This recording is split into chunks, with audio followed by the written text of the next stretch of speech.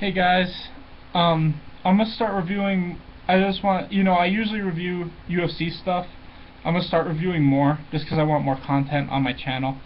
Um, I'm still gonna review UFC stuff, predictions and reviews and stuff like that. I just want to start doing TV shows and movies. Where I live, I don't get movies usually on time, so I'm gonna review. Most of those reviews are gonna come out like a week or two after the movie comes out, but the television reviews I can do right away. And the first television I want to review is The Legend of Korra and Avatar: Last Airbender. I'm going to do the whole thing, but right now I'm just going to start with the finale. And what I mean by the finale, I mean like the last 5 minutes. And yeah, so here we go. I really like The Legend of Korra. I just felt like I didn't like that Korra ended with Asami, not because it's gay. I have no problem with gay people or gay relationships. And I would have loved to have seen some in the show, just not that specific one. And the reason is because they didn't build it up very well, in my opinion. I felt like if from the first season to the fourth, it had been pretty clear that both of them were gay and that was going to happen, I'd have no problem with it. Because that would have been like Aang and Katara. I didn't have a problem with that. I did like the Zutara thing, but I didn't care because I knew it was going to happen, and I didn't hate it. I liked it because I knew it happened naturally. They slowly started to like each other more. And then towards the end, you knew that Aang and Katara were going to end up together. So it didn't bother me. In this, for the first 3 seasons, I never thought either one of those characters were gay.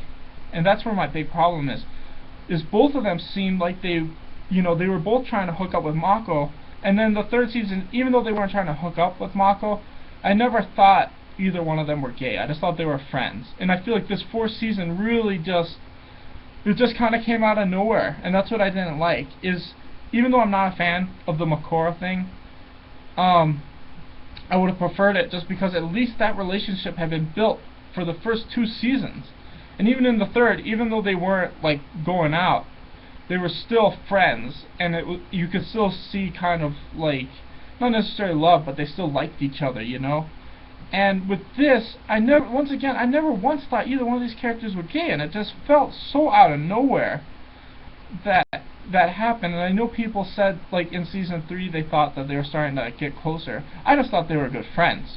It wasn't until this season, this 4th season, where I felt like there was something there, and that was my problem. Was that there was no build up to it. It just kind of happened, and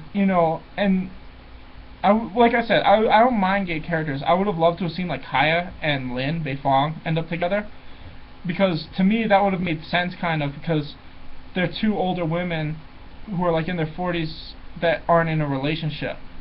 And the other thing is that they're not main characters, in my opinion.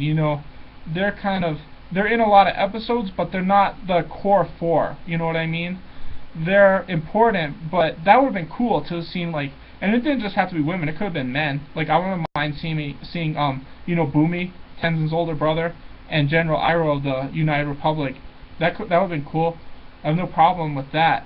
Because none of those characters were so important to me. I hadn't been watching them from the beginning to the end, They were important characters, and I felt like that would have been cool to have a gay relationship in a children's cartoon just to get that out there. But my problem was the characters they picked. And they picked Korra and Asami.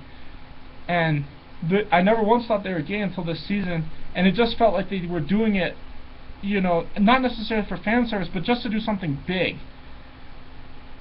And that's what I didn't like. That's just me personally. The people that are Makora fans, cool. Or I'm not Makora, but Korrasami. Cool for you guys. I mean, that's what you guys wanted, and I support ships. I personally ship Korra and Bolin. That's what I like. So I'm not gonna hate on anybody for it. It's good for you guys. In all honesty, I've no I've been jumping for joy if it was Bolin and Korra, but it didn't happen. But once again, the main reason why I just didn't like it was just because, one, they didn't build up very well, and second, I never thought either one of those characters were gay. That's just what I wanted to get across. You know what I mean? If I thought both those characters were gay from the beginning and that happened, I would have been fine with it. Because they were gay. then you know what I mean? They're just gay, but they weren't. And that's what my big problem is. I thought both of them were straight the whole series, and it really just felt like it was this out of nowhere thing for like fan service and to do something big at the same time. So I'm gonna get to this more. I want to talk about this more. I'm gonna review The Legend of Korra first, the whole series, episode 1 to the last episode, and then I'm gonna do Avatar: Last Airbender after.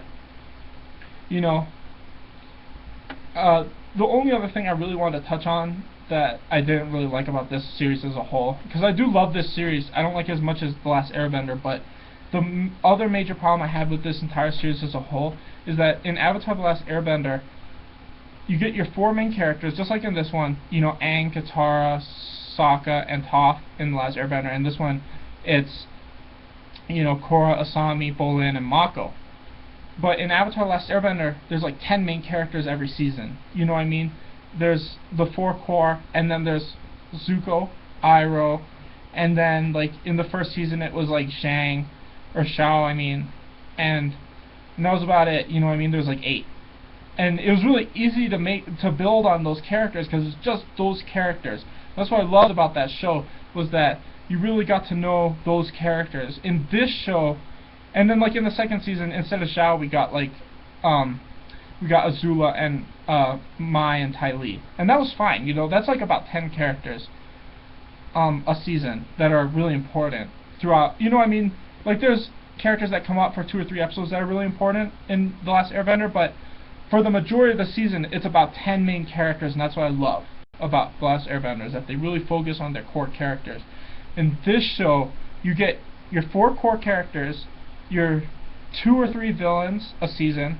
Like the first season, it was Amon and his brother. The second season, it was like the Desna and Eska and their dad. And like I said, the 4 core. The problem is that if it was just that'd be so cool. But instead we get Tenzin, his 3 kids, and his brother and his sister. That's 6 characters. And that's not even all of them. Like, I can go on. You know what I mean? There's tons of characters in The Legend of Korra. Lin Beifong. And Lin's family. That's like another 5 characters. That means there's almost like 20 main characters in this show. It's not like The Last Airbender where we get Haru for an episode and then he comes back for like 2 at the end of the series. These characters stay. When they come, they stay. Like the whole series. And I feel like when that happens, the show just gets so convoluted that characters like Korra aren't as interesting, and that's why I feel like people don't like her as much as they should, because I love Korra, but I know a lot of people don't. And I feel that's because there's just so many characters that they can't build on their core characters. And that's my problem with this 4th season. This whole 4th season, it felt like Bolin and Mako were pushed to the side, and they didn't really get to do that much, especially Mako. And that's why this was honestly my least favorite season. And it's because in my favorite season, The Last Airbender, is season 3, because every main character has their arc at the end, and then the big finale. Aang accepts that he's a firebender, and he learns to firebend in the episode with Zuko. And then Sokka redeems the loss of the Day of the Black Sun by saving his father. And that's like his character arc for the series. And then the same thing with Katara. She meets the man who, killed her mother, and she decides to let him live when she can kill him. In this, Bolin and Mako don't really get that. Asami and Korra kind of get that, but you know what I mean? That's my problem, is that the core characters in the other show kind of get their arcs and their redemption episodes, sort of. In this one, it just kind of ends. And that's what I don't like. And I feel like that's because there's just so many characters in this show that their main characters get pushed aside for, like, Julie and Varric's wedding. That's just how I feel. And I'm going to talk about this more. I'm going to review the whole series from beginning to end. Thank you guys for watching. Please like and subscribe. I'm going to talk about this more as I review the whole series. And then I'm going to review the recap episode. I do hope that this series continues in the comic like The Last Airbender did. Because like I said, this series finale did not feel like a finale to me. It felt like this was like the end of season 2 or 3, not like the end of the final season.